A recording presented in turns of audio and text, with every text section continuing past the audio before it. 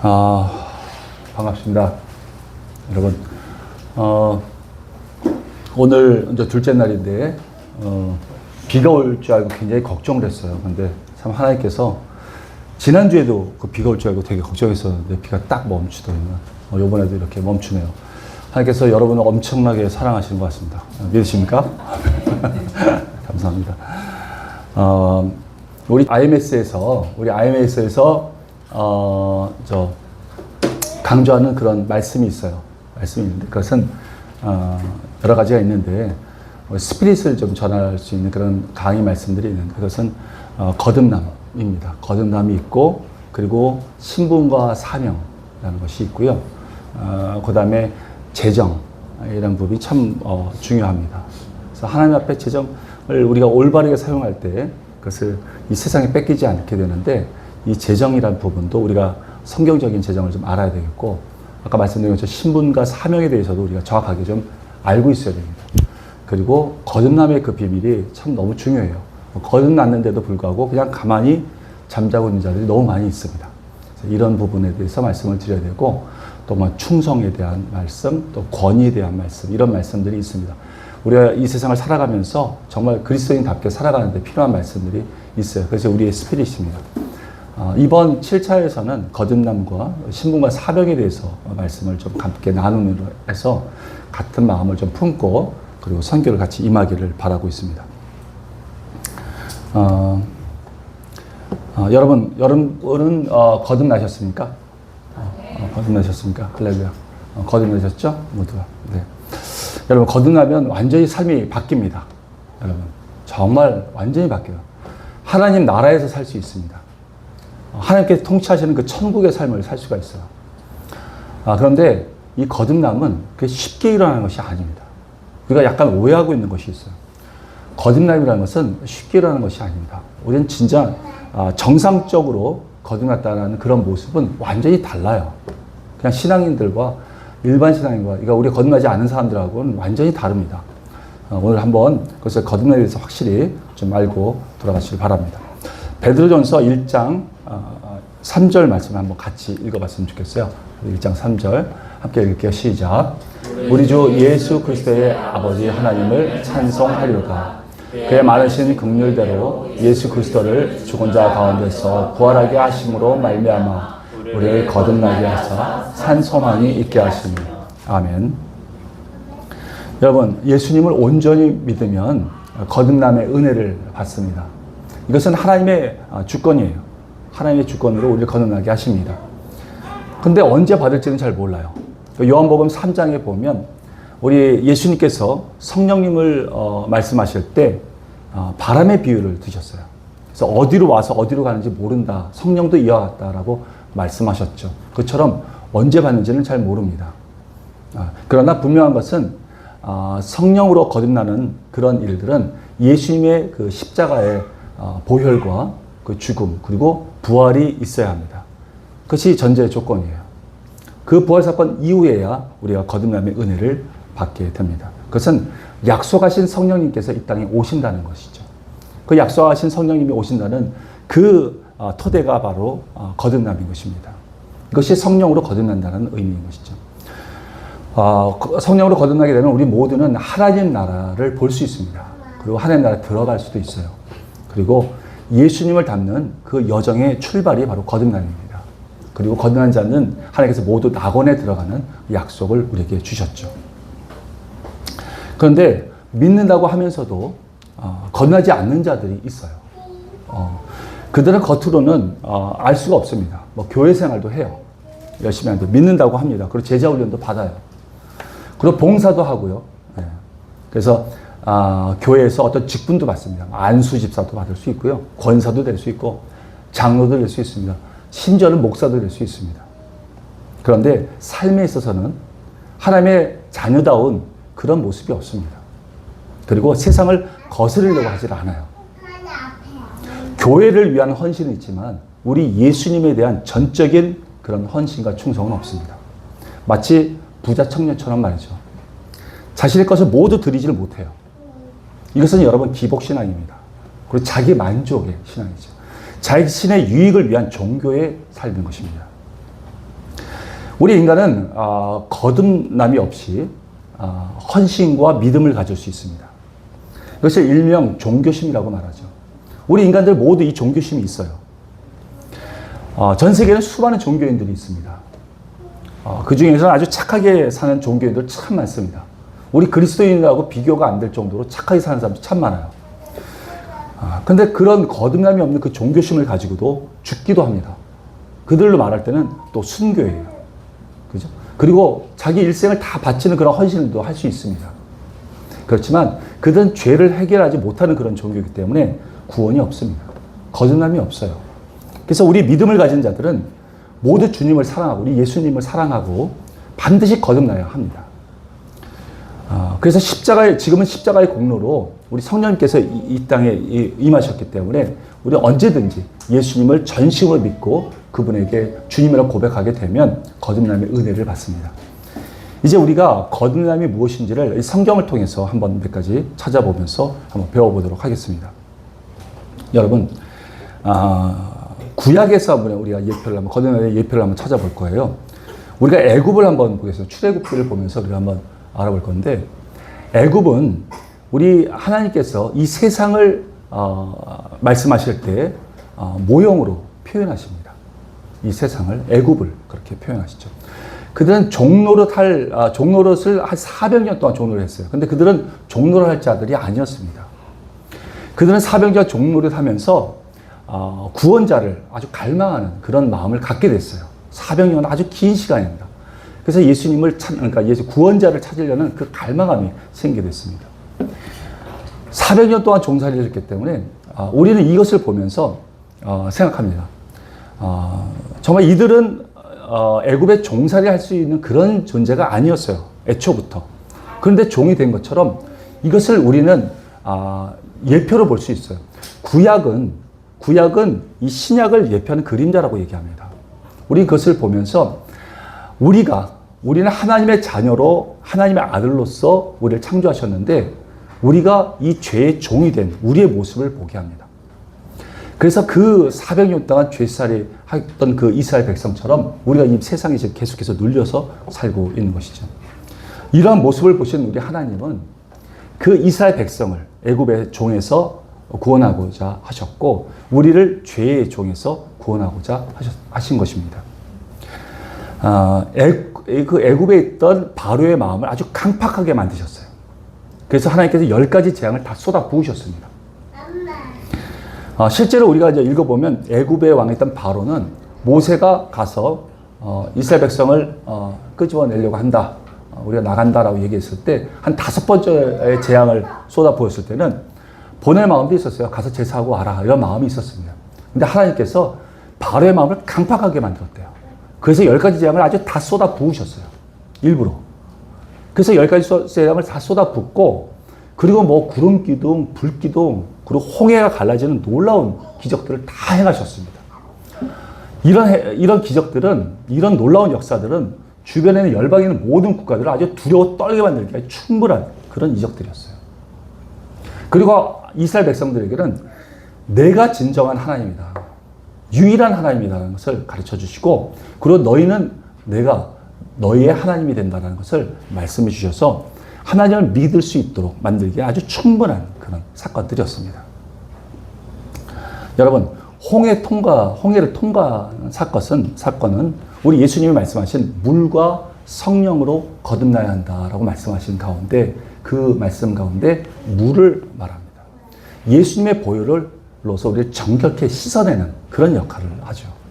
예수님을 예표합니다. 고린도전서 10장에 보면 홍해를 건너면서 세례를 받았다고 그렇게 말을 합니다. 이처럼 우리는 우리의 씻김을 받기 위해서 홍해를 통과하고 예수님의 보혈로 우리가 죄를 씻김 받는 그 부르심의 상태인 것입니다. 우리가 어떨 때는 홍해를 건너는 것을 거듭남으로 생각하고 이 광야를 우리가 사는 인생으로 여기고 그 요단강을 건너는 것을 죽어서 가는 곳이라고 생각할 때가 있는데 여러분 엄밀히 따지면 그것은 아닙니다. 홍해를 건넌 사건은 예수님의 은혜로 불러내셔서 죄 씻음을 주시는 그런 사건이에요. 로마서 1장 17절 말씀을 한번 같이 읽어보겠습니다. 시작. 복음에는 하나님의 의가 나타나서 믿음으로 믿음에 이르게 하나니 기록된 바 오직 의인은 믿음으로 말미암아 살리라 함과 같으니라. 아멘.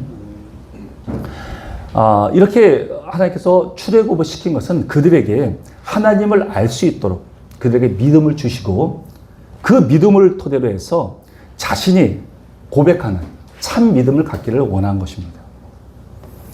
그래서 그들은 홍해를 건너고 나서 하나님을 알게 하는 그런 부르심의 상태로 가 있는 거예요. 그 광야는 바로 그런 곳입니다. 그들에게는 아직 성령으로 거듭나야 할 사건이 필요한 것이죠. 광야는 하나님을 믿을 수 있도록 이끄시는 곳입니다. 예수님도 광야에 들어가셔서 거기서 시험을 받으셨어요. 광야는 영원히 있어야 할 곳이 아닙니다. 그곳에서 하나님을 진정으로 믿으면 그리고 주님을 따르기로 신앙의 고백이 있게 되면 그 믿음의 고백은 하나님은 진정한 아들의 위치로 이끌어 주십니다. 바로 요단강 앞으로 이끌어 주시죠. 나의 믿음, 내가 정말 하나님만 믿겠습니다. 하나님은 나의 진정한 주님이라는 나의 고백, 내 인격에서 나오는 그 고백이 있어야 하는 것입니다. 그 고백이 있어야 하나님은 가나안 땅으로, 약속의 땅으로 들어가게 만드신 것이죠. 이 광야에 있던 사람들은 그렇지 못한 사람, 믿음이 없는 자들 모두 광야에서 죽었어요. 60만 명이 다 죽었습니다. 약속의 땅에 들어가지 못했고요. 낙원에 들어가지 못했습니다. 왜 못 들어갔죠? 그들은 하나님의 놀라운 일들을 다 봤어요. 수많은 기적들을 다 봤고 홍해가 갈라진 놀라운 역사도 봤습니다. 그런데 그들은 그 하나님의 놀라운 역사들이 자신과는 큰 상관이 없었어요. 정말 놀랍긴 했지만 그들은 지금 당장에 자기가 먹을 것, 마실 것, 그리고 자기의 욕망을 채워줄 만한 금송아지 신, 이런 것이 필요했던 것입니다. 히브리서 한번 3장 17절에서 19절 말씀을 읽어보겠습니다. 제가 교독하겠습니다. 제가 먼저 읽을게요. 또 하나님이 40년 동안 누구에게 노하셨느냐? 그들의 시체가 광야에 엎드러진 범죄한 자들에게가 아니냐? 또 하나님이 누구에게 맹세하사 그의 안식에 들어오지 못하리라 하셨느냐? 또 순종하지 아니하던 자들에게가 아니냐? 이러보건대 그들이 믿지 아니함으로 능히 들어가지 못한 것이라. 아멘. 그들은 유일하신 하나님을 믿지 않았습니다. 그래서 1세대에 있는 60만 명은 다 광야에서 죽었어요. 그리고 그 후세대가 여호수아와 갈렙을 따라서 광야에서 먼저 가나안 땅으로 들어가게 됐죠. 광야에 있던 모든 그 세대들은 전부 다 죽었어요. 근데 우리는 지금도 우리는 광야에 있다라고 자꾸 얘기를 합니다. 왜 자꾸 우리 광야에 머물러 있어 합니까? 우리가 광야에 머물러 있다고 하니까 우리는 계속 지금도 우리가 마실 것, 먹을 것, 입을 거에 계속 집착하게 돼요. 그리고 불평, 불만이 있고요. 이사 갈 곳, 이런 거 생각하고, 왜 천막을 자꾸 옮겼잖아요. 장막을 옮겼잖아요. 이사 갈 곳을 생각하고, 그리고 나의 삶의 집착으로만 살아가고 있는 것입니다. 그런 삶은 사명을 발견하지 못합니다. 기업의 땅을 밟지를 못해요. 들어가지 못, 약속의 땅을 정복하라는 하나님의 사명, 주님의 명령을 평생 하지 못하고 그냥 죽습니다. 하나님께서 우리에게 말씀하세요. 내가 너의 아버지 되니까 모든 필요를 너에게 다 채워줄 것이니까 너희는 여기서 어린애처럼 더 이상 머무르지 말고 얼른 속히 들어가서 약속의 땅에 들어가서 정복의 삶을 살라고 자꾸 우리에게 말씀하고 계신 것입니다. 히브리서 3장 여기서 보면 60만의 백성은 다 믿으면서 죽었다고 말씀하시고 그 후손들은 여호수아를 따라서 가나안 땅에 들어갔다고 얘기합니다. 알다시피 여러분 우리가 여호수아라고 얘기하면 바로 구원할 자 예수아라는 예수님을 예표합니다. 그래서 예수님 믿고 따르면 우리는 그 가나안 땅에 들어갈 수 있어요. 그 믿음의 곳으로 우리가 들어갈 수 있습니다. 그런데 갈렙도 같이 들어갔어요. 갈렙은 근데 그 이름이 무엇이냐면 그 이름의 뜻이 뭐냐? 공격자라는 뜻입니다. 공격자. 예수님께서 말씀하셨어요. 천국에 침노한 자의 것이라고 말씀하셨어요. 그것처럼 이 공격자, 내가 천국 침노하겠다는 그 마음으로 내 저 약속의 땅, 그 기업이 있는 곳으로 내가 들어가겠다라는 그 마음이 내 인격에 결단이 있어야지 들어갈 수 있는 곳입니다. 그 가나안 땅은 그런 곳이에요. 그들은 홍해를 건넜고 가나안 땅도 들어갔어요. 요단강을 건너 가나안 땅에 들어갔어요. 홍해는 그 이스라엘 백성들이 아무것도 안 했어요. 하나님께서 부르셨고 홍해를 가르시고 마른 땅을 다 만들어 주셨어요. 그래서 그냥 쉽게 건너갔어요. 이스라엘 백성이 할 수 있는 것은 아무것도 없어요. 하나님께서 우리를 부르실 때, 부르시면 우리는 그냥 따라가는 겁니다. 하나님 앞에 그냥 따라갈 수밖에 없어요. 부르셨으니까. 우리는 그냥 그 콜링에 들어가게 됩니다. 그런데 요단강을 건너는 것은 그렇지 않습니다. 내 인격을 가진 내가 결단해야 돼요. 내가 예수님을 그 광야에서 하나님은 나의 하나님이다. 진정한 나의 하나님이라고 고백을 하고 그리고 그 발을 내디뎌야지만 그 요단강이 갈라지는 것입니다. 하나님께서 원하시는 건 바로 이거예요. 우리 인격을 가진 우리가 하나님의 마음을 품고 하나님 앞에 진심을 고백하고 하나님의 마음을 품고 들어가기를 원할 때 하나님은 그 요단강을 열어주시고 약속의 땅으로 들어가라고 말씀하시는 것입니다. 여러분, 이것이 바로 거듭남입니다. 거듭남이에요. 거듭날 때 완전히 달라집니다. 하나님께서 원하는 것이 바로 이 모습이에요. 이 말씀이 여러분 대단히 중요합니다. 내가 지금 광야에 있는지 아니면 가나안 땅에 들어가서 약속의 땅에 그 정복하는 그 땅에 들어가 있는지를 알아야 내가 지금 비전을 발견할 수 있고 사명을 발견할 수 있게 되는 것입니다. 지금도 하나님께서는 우리 각자를 부르실 때 하나님께서 살아계심을 나타내 주십니다. 주님이 계시고 주님이 존재하고 유일하신 하나님이라는 것을 믿을 수 있도록 우리에게 놀라운 기적들을 나타내 주세요. 그러나 그것을 믿었다고 해서 거듭나는 것은 아닙니다. 60만의 백성들은 그 기적들을 수없이 많이 받았지만 성경은 그들이 믿음이 없어서 죽었다고 얘기를 합니다. 여러분, 하나님의 위대하심은 귀신도 믿고 떤다고 얘기해요. 우리 야고보서 한번 읽어볼까요? 같이 읽을게요. 시작. 내가 하나님은 한 분이신 줄 믿느냐? 잘 아노라. 귀신들도 믿고 떠느니라. 아멘. 이 믿음이 거듭남의 이유라면, 구원받는 이유라면, 여러분, 그렇다면 귀신도 구원받아야 되고 거듭나야 되지 않겠습니까? 믿음에 이런 것을 말하지 않습니다. 그것은 살아계신 하나님을 인격적으로 만나고 경험하는 그 작은 믿음으로 시작해서 하나님을 내 주님이다, 진정한 나의 주님이라고 고백하는 그 고백이 있어야 되는 것입니다. 이것은 인격적으로 주님을 아는 것이에요. 여기서 안다라고 말하는 것은 여러분 알다시피 히브리어로 야다라는 말씀입니다. 이 야다는 그냥 지식적으로 아는 것을 말하지 않아요. 이건 체험적으로 아는 것을 말합니다. 부부관계처럼 그런 체험적으로 아는 것을 말해요. 하나님이 진정 나의 하나님이다.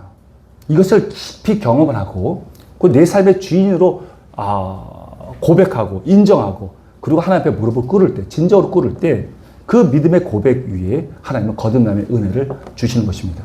요단강을 건너게 하시는 거예요. 그리고 약속의 땅에 들어가게 하십니다. 그곳은 정복하는 땅이에요. 거긴 싸움터입니다. 사명자가 된다는 말씀인 것입니다.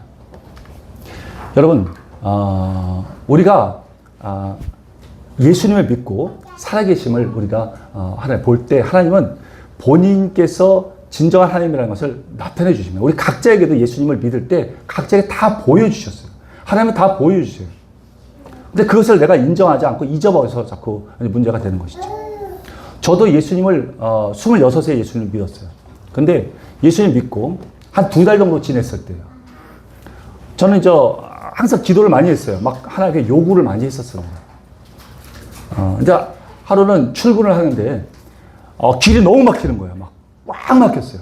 운전해서 가는데 차를 너무 막혔어요. 그래서 이 지각하면 안 되거든요. 그래서 하나님 앞에 기도했어요. 하나님, 제발 이게 뻥 뚫려갖고 그래가지고 내가 지각하지 않도록 좀 도와주세요. 아주 간절히 기도했어요. 간절히. 계속해서 기도했어요. 여러분 어떻게 됐을까요? 어떻게 됐을까요? 그냥 막 홍해가 그냥 갈라지듯이 그냥 차가 쫙 불려서 뭐 엠바라스에 지나가듯이 됐을까요? 아니요, 더 막혔어요. 꽉 막혀갖고 그냥 너무 너덜너덜 해갖고 그냥 회사에 갔어요. 갔더니 그냥 잠잠해. 아무도 없어요. 다 들어갔나 봐. 근데 주차를 하려고 이러고 힘있게 이제 들어갔는데 그 경비분이 아니 왜 출근하셨습니까? 오늘 회사 창립 기념일인데 왜 오셨냐고 그렇게 물어본 거예요. 그냥 허무하잖아요. 근데 그때 느꼈어요. 야, 이건 뭐야? 아니, 직장인들은 그 창립 기념일이 너무 소중해요. 그거는 뭐 한 몇 달 전부터 기억하고 있어요. 왜? 쉬는 날이니까. 근데 제가 그걸 몰랐다는 게 말이 안 돼요. 말이 안 되더라고요. 그래서 저는 뭐 어떤 사람, 보통 사람 같으면 내가 왜 기억력이 안 좋지? 뭐 이렇게 생각할 수 있겠지만 저는 그렇게 생각하지 않았어요. 하나님 응답하셨다고 믿었어요. 모든 시간과 여건과 환경을 다 바꾸셨고 내 기도에 응답하셨다고 저는 믿었어요. 그때부터 저는 막 믿음이 좀 자라기 시작했어요. 그렇다고 해서 제가 거듭난 것은 아니었어요. 그런 사건이 있은 후에도 저는 담배 피고 술 먹고 못된 짓 계속 하면서 다녔습니다. 근데 한 2년 정도 지난 다음에 저는 거듭남의 은혜를 받았어요. 제가 정말 하나님 앞에 패역한 그런 삶을 살고 있었다는 것을 진심으로 깨닫게 됐어요. 죄가 무엇인지를 깨닫게 되고 하나님 앞에 완전히 무릎을 꿇었습니다. 완전히 무릎을 꿇어서 하나님만이 나의 주님이시라는 걸 진지하게 고백하는 그 순간이 있었어요. 그때 저는 거듭남의 은혜를 받았습니다. 그러고 나서는 제 삶이 완전히 달라졌어요. 완전히 달라졌습니다. 그냥 여러 가지 일들의 사건들이 있지만 그냥 담대함이 생깁니다. 하나님을 믿게 되고 예수님을 믿게 되니까 거듭나게 되니까 내 안에 성령님이 들어오시니까 그 거듭남의 은혜에 있으니까 담대함이 생겨요. 그 거듭남의 은혜를 받고 나서 얼마 지나지 않아서 하나님께서는 저에게 수많은 것들을 많이 보여주셨어요. 함께 막 역사해 나가는 것들이 있었습니다. 많이 있었습니다. 근데 그 중에 하나 단순한 게 또 하나 있는데 그거는 어떤 일이 있었냐면 거듭난 이후에 얼마 안 됐어요. 몇 달 지나지 않았는데 제 친구가 포천에 살고 있습니다. 포천에 살고 있는데 저한테 이번에 임대 아파트를 짓는다는 거예요. 지니까 한번 여기 들어와서 우리 들어가서 살자. 그렇게 저를 불러내더라고요. 그래서 야 멀긴 하지만 그래도 새 아파트니까 한번 들어가 볼까? 그리고 한번 가서 봤어요. 근데 잘 졌어요. 근데 너무 먼 거야. 그래서 그냥 거기서 상담했던 그 대리 명함을 붙들고 여기 와서 너무 멀어서 못 가겠다. 그렇게 하고 집에 왔어요. 그런데 시간이 지나도 그 친구가 계속 졸르니까 알았어 그러면 한번 그냥 들어가 볼게. 그러고 나서 한 몇 달 지난 다음에 그 명함을 보고 그 대리한테 전화를 했어요. 그랬더니 그냥 한번 오시래요. 놀러 오라는 거예요. 그래서 갔습니다. 가서 먼저 가기 전에 우리 하나님 앞에 기도를 했어요. 하나님 제가 그쪽에 들어가려고 하는데 보내주시겠습니까? 그랬더니 하나님께서 주신다는 마음을 주시는 거예요. 그래서 기쁜 마음으로 그 사람한테 전화해갖고 그 회사에 가게 됐죠. 근데 그 사람이 대리가 아니라 이사가 됐어요. 알고 보니까 회장 아들이야. 그래서 너무 좋아갖고 그러면 나 이제 그때 못 들어가겠는데 지금 다시 들어가려고 하니까 저 아파트를 좀 하나 다오. 그랬더니 무슨 소리입니까? 그럼 한 달도 안 돼서 다 끝났습니다. 그 몇천 세대가 다 끝났대. 하나도 없대. 너무 사람들이 다 와갖고 자기네 임원도 구할 수가 없다는 거예요. 임원도 못 들어갔대. 얻지를 못했대. 그때 제가 뭐라고 그랬냐면 아니야 나한테 줘야 돼. 하나님 주라고 그랬어. 그렇게 얘기를 했어요. 그랬더니 그 친구가 하는 얘기가 어이가 없는 거야. 그러니까 말이 안 되니까 말하기 싫다고 그냥 돌아가라는 거야. 알았어요. 그냥 돌아가세요. 전화 드릴게요. 가라는 거야. 그래서 알았어. 그럼 연락 줘. 그러고 갔어요. 어떻게 됐을 것 같습니까? 여러분. 어떻게 됐을까요? 3일 만에 전화가 왔어요. 그리고 구했대. 아파트 구했대. 그러면서 나보다 더 기뻐하는 거야. 막 좋아해. 그래서 당장 지금 계약서 쓰러 오라는 거야. 너무 기쁘다고. 너무 잘 됐다고. 그래. 그래서 너무 고맙습니다. 이거 어떻게 그렇게 어렵게 구했습니까? 임원도 못 건다는 것을 너무너무 감사해요. 몇 평입니까? 그랬더니 21평이래. 하나님 25평 준다고 그랬어요. 21평 아닌데 25평 준다고 그랬습니다. 그래서 제가 그걸 거부했어요. 그때 막 거기서 화를 내는 거예요. 이걸 이렇게 어렵게 구했는데, 무슨 25평이냐고. 지금 20여 평도 어렵게 구했는데. 그래서 막 화를 내다가 전화 끊었어요. 어떻게 됐을 것 같습니까? 3일 만에 또 전화가 왔어요. 25평 구했대. 아주 그냥 너덜너덜 한 거야. 그러고 나서, 알겠습니다. 그럼 계약하러 갈게요. 그리고 이제 가서 계약하고 들어갔어요. 들어가서 6개월 살다가, 너무 멀어. 그냥 반납하고 왔어. 여러분, 나는 이게 이런 사건들이 너무 많아요. 하나님께서 그냥 하나님과 함께 이런 일들을 한번 겪어보자는 거예요. 담대함을 겪어보라는 거예요. 그래서 저는 그렇게 하나님과 계속해서 그 거듭남 이후에는 동행하는 그런 사건들이 너무너무 많습니다. 참 그런 일들이 많이 벌어져요. 담대해집니다. 거듭나게 되면 담대하게 되는 거죠. 여러분, 요단강을 건너서 약속의 땅에 들어가면 거기는 정복의 삶입니다. 그것은 가나안 입성하게 되면 이제 싸움터예요. 거기는 완성된 곳이 아니에요. 그것은 땅을 차지하고 침노해야 할 그곳입니다. 전쟁터예요. 구약은 아까도 말씀드렸지만 신약의 그림자입니다. 그것은 내 안에 이 거듭난 이후에 내 안에 이 썩어진 이 구습들, 내 안에 이 죄성으로 물들어 있던 것들을 하나하나 정복해 나가는 거예요. 하나님께서 통치할 수 있도록 만드는 것입니다. 이것이 가나안 정복 싸움이에요. 하나님이 온전히 나를 통치할 수 있도록 만드는 그 작업이 필요해요. 이건 계속해서 싸워야 됩니다. 머물러 있으면 안 돼요. 분명히 말씀하셨죠. 그 가나안 땅의 것을 몰아내지 않으면 너에게 가시가 될 것이다. 말씀하신 것처럼 내 안에 있는 모든 이 죄악들을 다, 죄의 이 습성들을 다 제거하는 작업들이 필요한 것입니다. 천국에서 땅이 왜 필요합니까, 여러분? 천국에 왜 땅이 필요해요? 땅이 필요 없습니다. 거기 다 하나님의 것이고 내 것이에요. 근데 왜 땅이 필요합니까?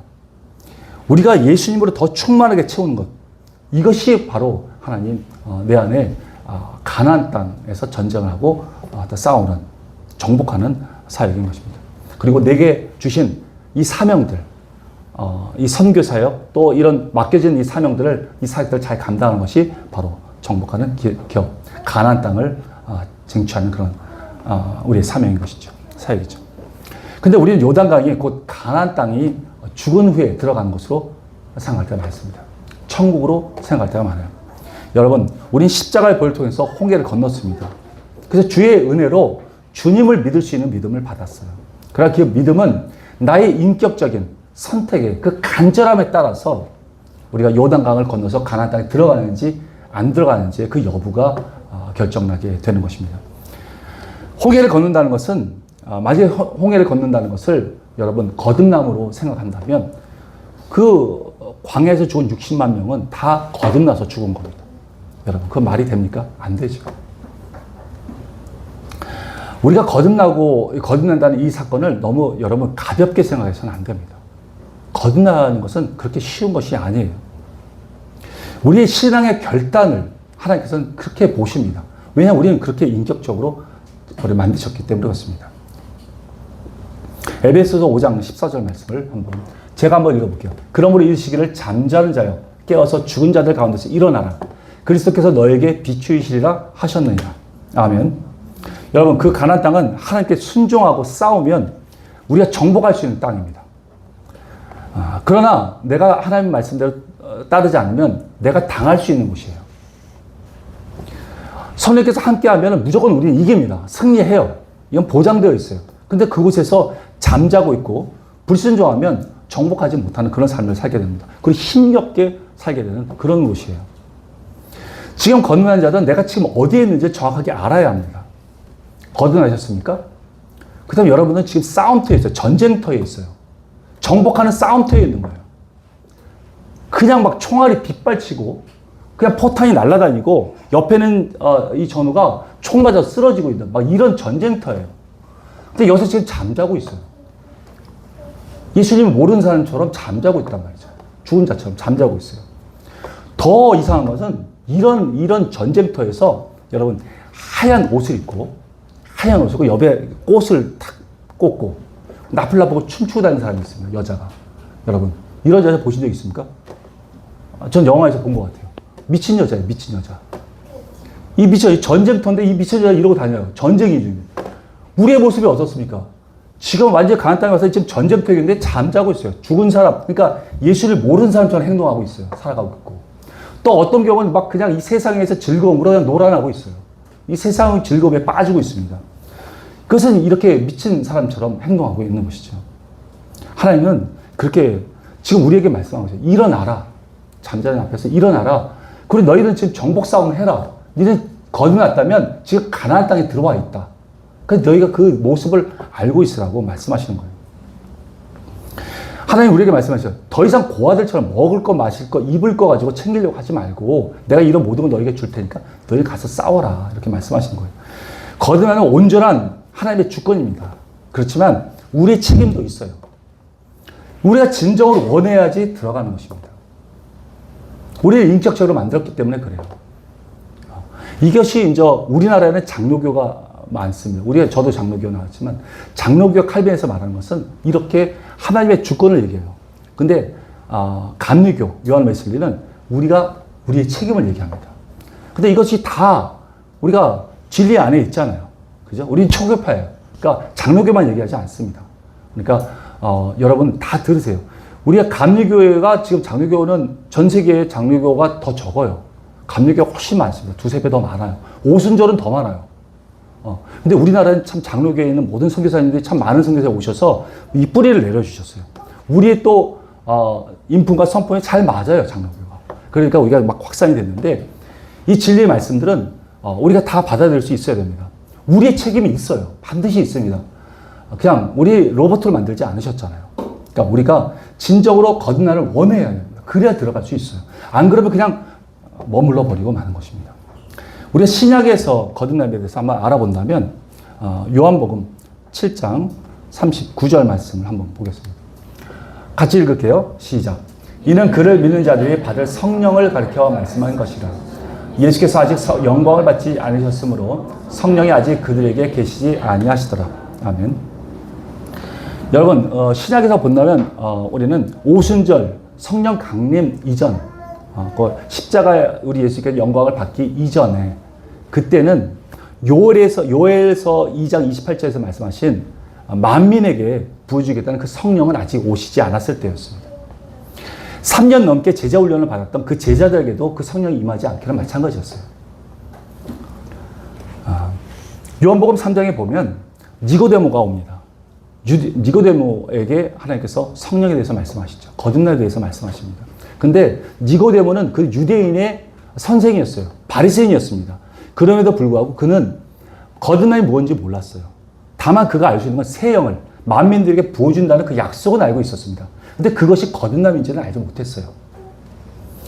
제자들은 모든 생업을 포기했습니다. 그리고 부모님도 내려놓고 자식들도 내려놓고 예수님을 따랐어요. 수많은 이적들을 봤습니다. 예수님의 놀라운 기적들을 다 봤어요. 그리고 잘 알지는 못했지만 예수님께 말씀을 다 배웠습니다. 삶으로 훈련을 받은 거죠. 3년 넘게. 그렇지만 거기까지였어요, 여러분. 그들은 예수님이 잡히시던 그날 밤에 다 도망갔습니다. 다 도망갔어요. 그리고 수제자라고 했던 그 베드로마저도 예수님을 부인하는데 저주하면서까지 부인합니다. 여러분, 고린도전서 12장에 보면 하나님의 영으로 말하는 자는 예수님을 저주할 자가 없다고 했습니다. 근데 베드로는 예수님을 저주하면서 부인했죠. 그 이후에 베드로는 또 수없는 후회를 가졌어요. 아주 처절한 후회를 가졌어요. 눈물을 흘리면서 후회를 했습니다. 그렇지만 또 그것도 변하지 않았어요. 그대로예요. 예수님이 부활한 이후에 모든 제자들 앞에서 나타났는데 그 이후에도 그는 무엇을 해야 될지 몰라요. 그러니까 그 동료들과 자기 직업대로 다시 돌아갔습니다. 난 고기나 잡으러 갈 거야. 그리고 업으로 다시 갔습니다. 이것이 거듭나지 않은 자의 모습이에요, 여러분. 거듭나지 않으면 이렇습니다. 예수님을 알고 있어요. 죄 씻음 받았습니다. 그렇지만 거기까지입니다. 더 나가지 못해요. 그렇지만 약속하신 성령님, 오순절 때 예수님 그 성령께서 오신 다음에는 완전히 달라졌습니다.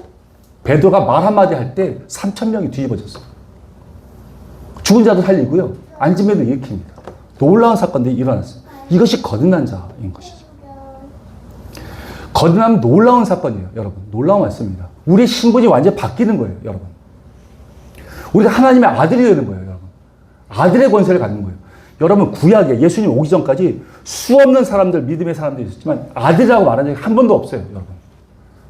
왜? 하나님은 직접 만드신 자에게만 아들이라고 말씀하십니다. 아담 위에는 아들이 없어요. 다 사람이 낳은 자식들이에요. 그런데 성령으로 거듭난 자는 하나님이 낳은 거예요. 성령이 낳으신 거예요. 그래서 우리를 아들이라고 말씀하시는 겁니다. 이처럼 거듭나라는 것은 예수님에서 살 수 있도록, 제사의 삶을 살 수 있도록 하나님께서 주시는 힘이 있습니다. 강력한 힘이 있어요. 이 자녀다운 모습을 살 수 있도록 하나님께서 인도하시는 것이죠. 이것이 바로 거듭남인 것입니다. 그렇다면 여러분, 우리는 언제 거듭날 수 있습니까? 로마서 10장 9절 말씀을 한번 같이 읽어볼게요. 시작. 내가 만일 내 입으로 예수를 주로 시인하니 또 하나님께서 그를 죽은 자 가운데서 살리신 것을 내 마음에 믿으면 구원을 받으리. 아멘. 여러분, 예수님을 믿는다는 것은 입으로만 고백해서 믿는 것이라고 말하는 것이 아닙니다.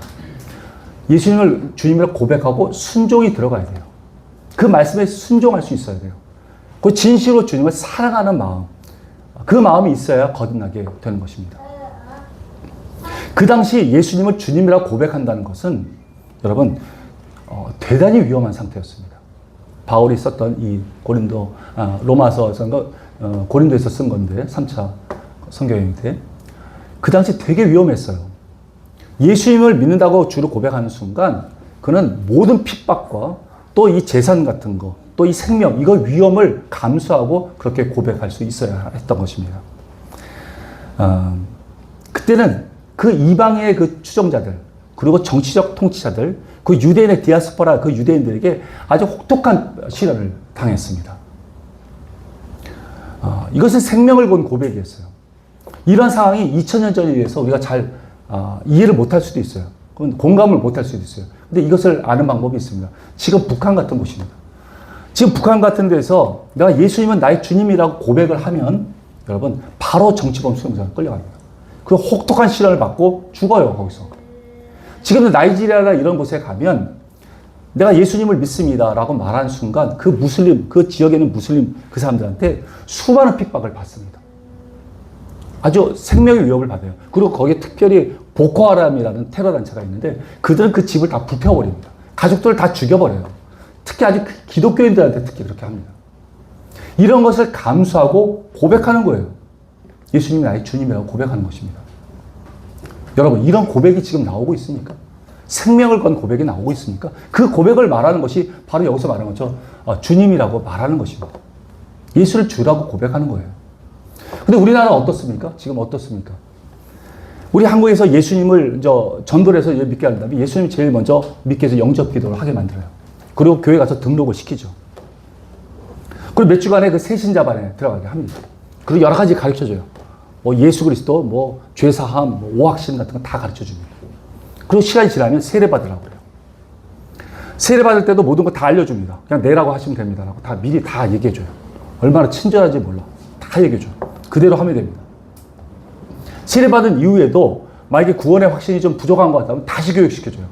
왜? 확신이 없으면 정말 못 간다는 그런 불안한 마음 때문에 계속해서 가르쳐 줍니다.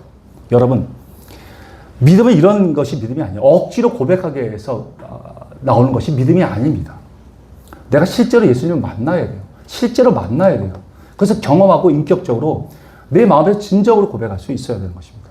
이런 고백이 초대교회에는 참 많이 나왔어요. 정말 그들은 너무나도 뜨거웠어요. 생명을 건 그런 고백들이 그렇게 많이 나왔습니다. 그런데 지금 교회에서는 그런 고백이 잘 나오지 않습니다. 왜 그럴까요? 너무 많이 가졌어요. 풍족해요. 부족한 게 없어요. 어려울 게 하나도 없어요. 그래 아쉬울 게 없습니다. 그러니까 이런 고백이 쉽게 나오진 않아요. 그러니까 일단은 그래도 이 교회에 왔던 사람이 이 믿음의 형제들이 고백하라고 하니까 그 고백을 합니다. 그리고 이제 직분도 받아요. 봉사도 해요. 같이 지내는 사람들이 너무 좋아요. 왜 교회에 있는 사람 다 착하잖아요. 그죠?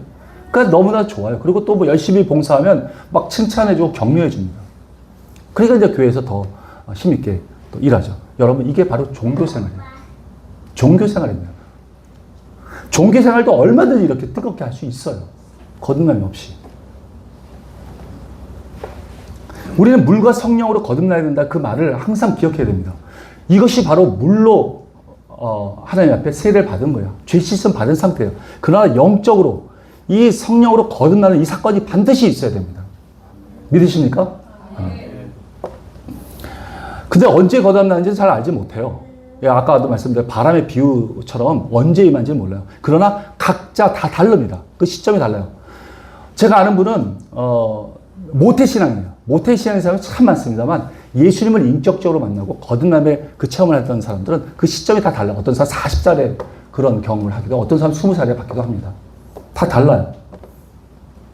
그러나 거듭나지 않았다면 그 사람은 베드로와 같이 거듭나기 전에 베드로와 같이 자기의 유익에 해가 되면 언제든지 주님을 버릴 수 있는 그런 상태가 됩니다.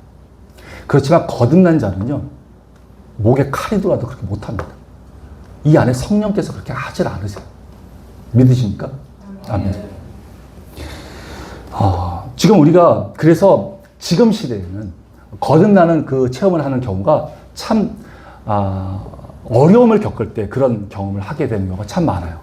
육신의 질병, 또 사업의 실패, 또 삶의 어떤 위기들이 왔을 때 우리가 완전히 나락에 떨어지고 나의 부족함을 완전히 체험하고 하나님만이 이 상황 가운데 구원자라는 것을 진심으로 고백하게 될 때 그때 거듭남의 체험을 하는 경우가 참 많이 있습니다. 그 전까지는 여러분 다 명목상의 그리스도인이에요. 우리가 생각하는 것만큼 이 교회에는 거듭자가 그렇게 많이 있지는 않습니다. 근데 여기 오신 분들은 다 거듭난 자라고 저는 믿습니다. 왜냐하면 하나님이 부르실 때 즉각적으로 순종하시는 분들이잖아요. 믿으십니까?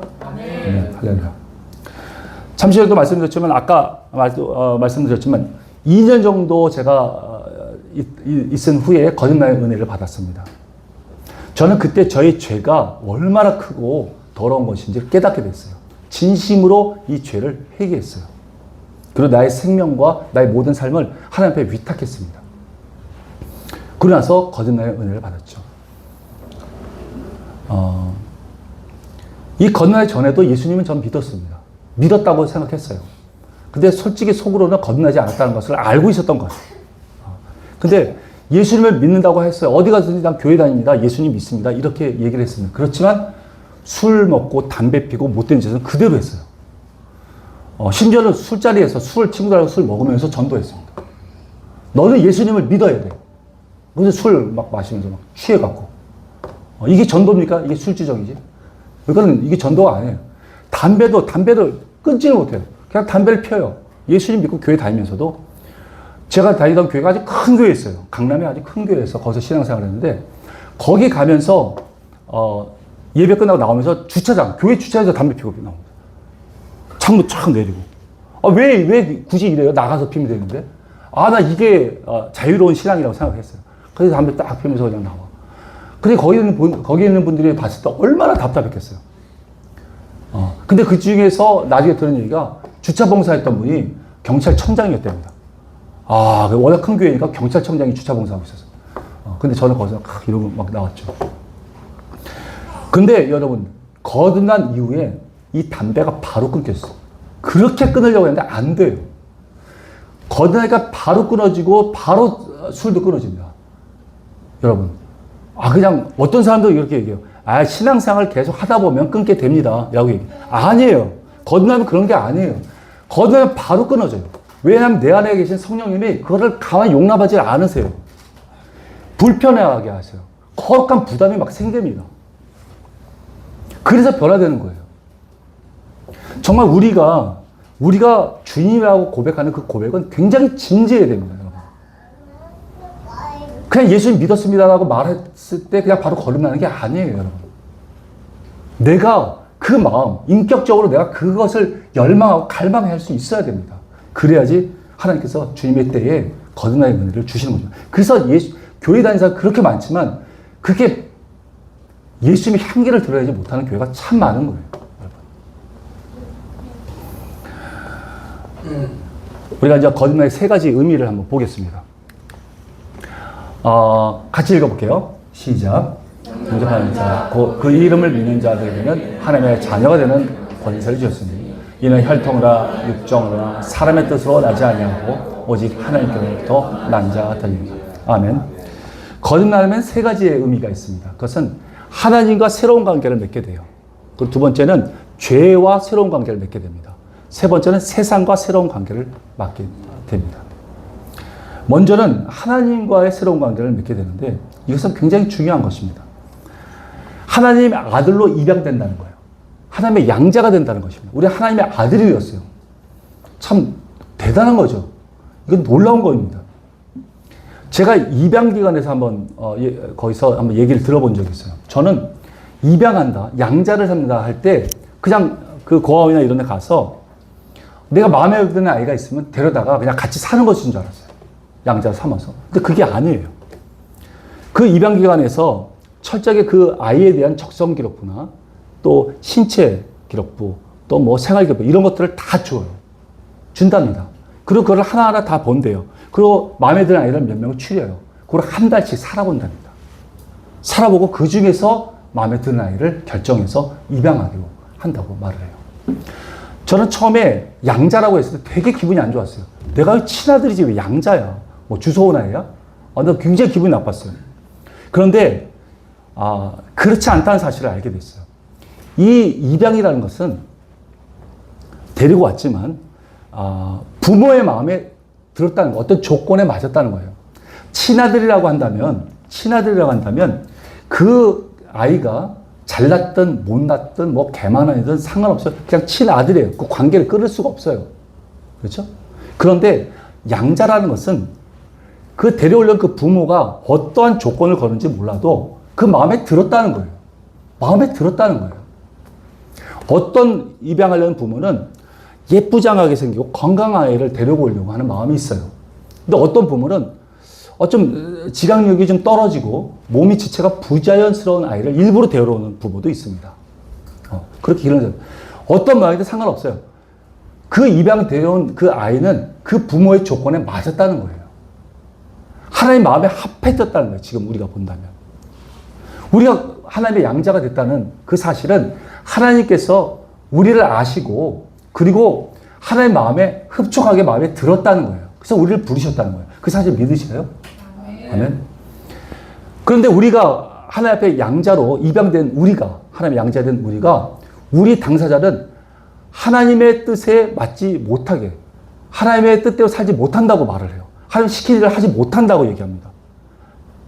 하나님은 그걸 알고 우리를 부르셨는데 불구하고 우리 양자된 우리는 그것을 못한다고 얘기해요. 여러분, 영적으로 봤을 때 구원받지 못한 영혼들이 얼마나 우리를 부러워하는지 아십니까? 정말 그들은 우리를 부러워해요. 그런데 우리는 그 사실을 알지 못해요. 거듭난 자는 이렇게 영혼에 대한 열정이 생깁니다. 세상을 바라보는 관점이 달라져요. 그래서 세상에 많은 선한 영향력을 행사할 수가 있죠. 근데 교회를 커지고 있는데 자꾸 영향력은 점점 작아지고 있어요. 아까도 말씀드렸지만 우리가 생각하는 것만큼 거듭난 자가 그렇게 많지 않습니다. 진짜 거듭나면 열방을 향한 눈물이 납니다. 아버지의 마음을 품게 돼요. 만약에 우리가 거듭났는데도 계속해서 내 가정만 챙기고 있고 또 내 유익만 챙기고 있다고 한다면 여러분 한번 진지하게 한번 고민해 보십시오. 내가 거듭났는가? 여러분 하나님의 마음이 이 안에 들어있고 하나님의 영이 들어있으면 다른 사람을 생각합니다. 다른 사람을 생각하고 하나님의 관점이 다른 사람의 지금 관심을 가지고 있기 때문에 그것을 바라보게 돼요. 우리 요한복음 1장 12절 말씀 대단히 중요한 말씀입니다. 하나님의 자녀가 되면 권세를 주세요. 하나님의 그 권위와 그 힘을 주십니다. 우리에게. 그것을 우리는 받게 됩니다. 이것은 사람의 뜻으로 되는 것이 아니라 바로 하나님께로부터 난 자들인 것입니다. 두 번째는 내 안에 죄의 문제와 새로운 관계를 맺게 됩니다. 로마서 1장 2절이에요. 교도각계 제가 먼저 읽을게요. 그러므로 이제 그리스도 예수 안에 있는 자에게는 결코 정죄함이 없나니 그리스도 예수 안에 있는 생명의 성령으로 죄와 사망의 법에서 너를 해방하였습니다. 아멘. 여러분 열매 맺는 어떤 나무가 있습니다. 근데 그 열매가 굉장히 더러운 열매를 맺어요. 막 죄악의 열매, 아주 흉측하고 보기 흉한 그런 열매를 자꾸 맺고 있습니다. 그러면 이 열매를 띄어야 할 때 어떻게 띄어야 합니까? 이거 띄어내면 없어집니까? 세상 사람들 그것을 띄어내려고 하죠. 자꾸 띄어내려고 해요. 그러면 그게 완전히 없어지는 건 아니잖아요. 또 잘합니다. 또 그 더러운 열매를 맺어요. 결국 이유는 그 뿌리에 문제가 있는 겁니다. 그 죄악의 양분을 빨아먹고 있는, 죄악의 그 더러운 것들을 빨아먹고 공부하기 때문에 그 더러운 열매가 맺어지는 거죠. 그럼 이 뿌리를 바꿔야 돼요. 이 뿌리를 바꿔야 돼요. 거듭나면 이 뿌리를 바꾸어버리는 것입니다. 예수 그리스도의 뿌리로 바꾸는 거예요. 그래서 이 예수님의 양분을 빨아먹게 되면 저절로 이 더러운 죄악들이 다 떨어져 나갑니다. 아멘.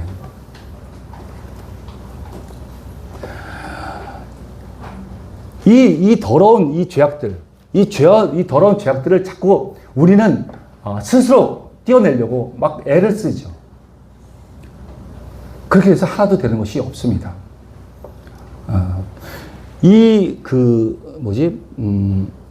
우리가 감람나무의 비유가 있잖아요. 그죠? 젖붙임의 비유가 있잖아요. 우리가 돌 감람나무에 있었지만 참 감람나무로 젖붙임을 당했습니다. 우리는 이 돌 감람나무 입장에서 본다면 이 뿌리가 바뀐 거예요. 그래서 완전히 그 돌 감람나무에서 참 감람나무가 되었습니다. 그 양분을 빨아먹기 때문에 그렇죠. 이것은 여러분 부지런히 하나님의 말씀을 공급받아야 되는 겁니다. 계속적으로 공급받아야 돼요. 한 번 받고 그냥 끝나는 게 아닙니다. 계속적인 그 양분을 공급받아야 돼요. 그렇지 않으면 이거는 멈춰져서 그 더러운 열매가 완전히 떨어지지 않습니다. 우리는 이렇게 완전히 새로운 존재가 되었어요. 새로운 피조물이 되었어요. 거듭나게 되면. 그래서 우리 거듭난 자는 죄에 더 이상 묶이지 않습니다. 정욕에 따라 살지 않을 수 있는 힘이 있어요. 거절할 수 있는 힘이 있습니다. 그런데 사단은 속이죠. 너 옛사람 지금 그 모습 그대로다. 너는 변화된 것이 하나도 없다. 그렇게 우리 속입니다. 그 거짓말도 거듭난 자는 이렇게 거절할 수가 있습니다. 그래서 죄에 대한 분노가 일어나요. 여러분. 거듭난 자는 죄에 대한 분노가 일어납니다. 그래서 다른 자가 죄를 지려고 할 때 그것을 도와줄 수 있어요. 죄를 짓지 말라고 우리가 도와줄 수 있어요. 여러분, 아직도 죄를 즐거워하십니까? 죄를 짓고자 하는 마음이 들어요? 한번 우리 고민해 봐야 돼요.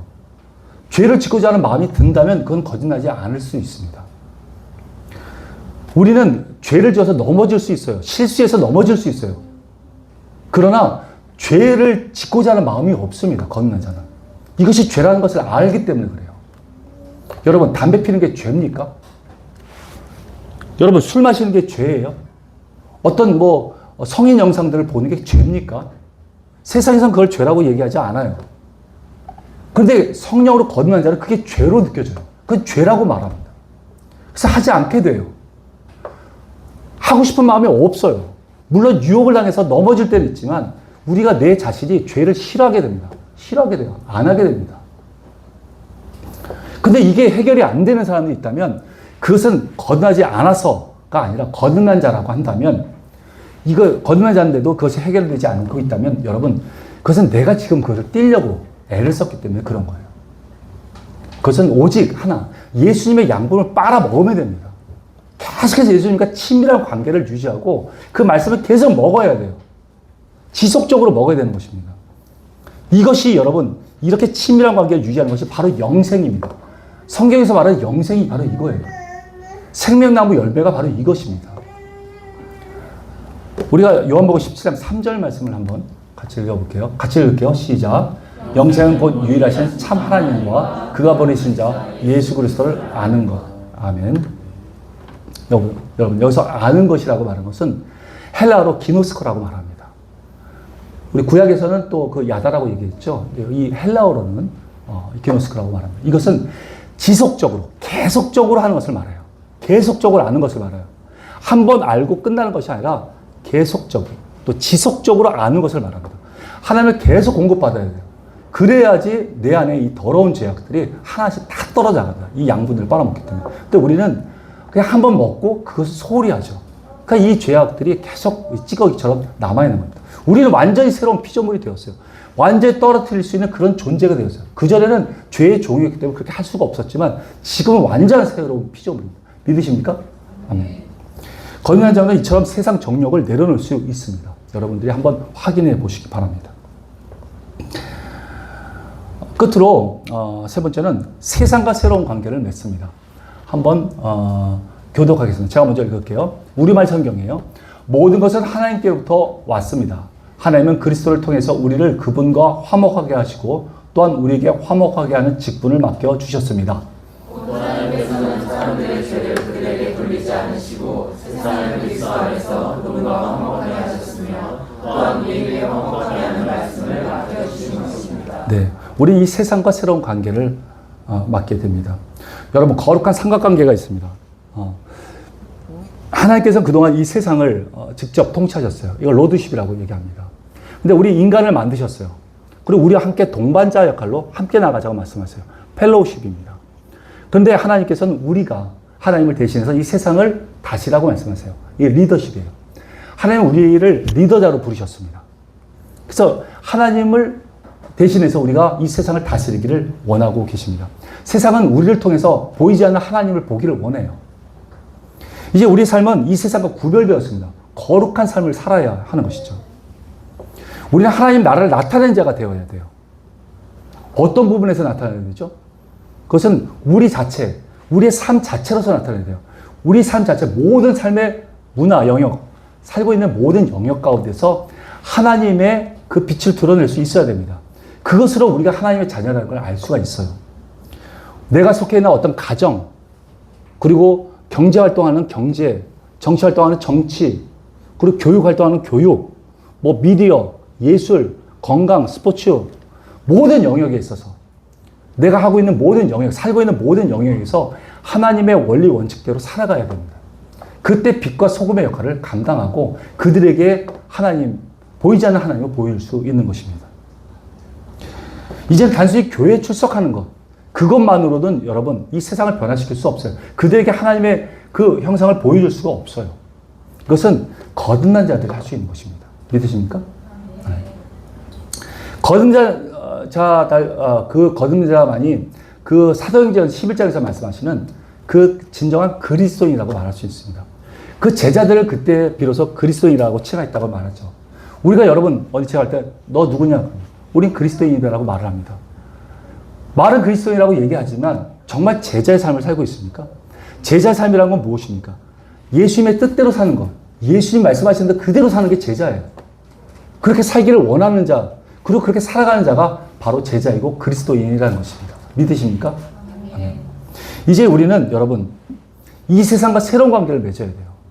이제 더 이상 세상이 만들어놓은 그 문화에 끌려가듯이 그 문화를 즐기면서 살아야 우리가 아닙니다. 우리는 하나님 문화에서 살아야 돼요.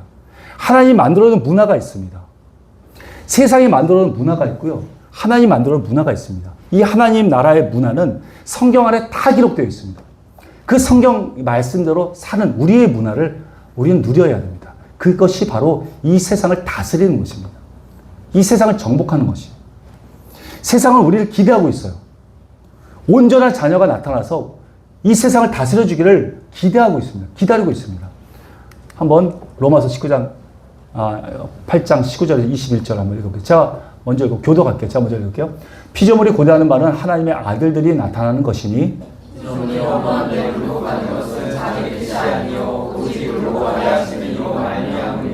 그 바라는 것은 피조물도 썩어짐의 종로로 한 데서 해방되어 하나님의 자녀들의 영광의 자유에 이르는 것이니라.